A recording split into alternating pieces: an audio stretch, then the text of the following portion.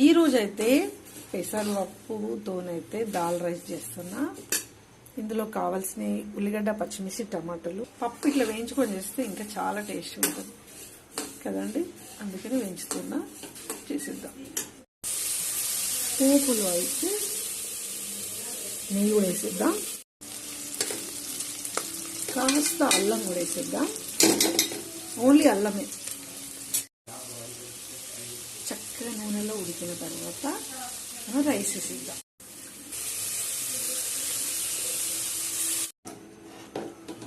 ఇప్పుడు సరిపడ ఉప్పు వేసి కుక్కర్ విజిల్ పెట్టిద్దాం.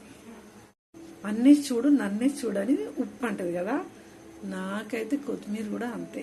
అన్నేసిన తర్వాత కొత్తిమీర వేయకపోతే ఆ టేస్టే వేరుంటుంది, వేస్తేనే చాలా బాగుంటుంది.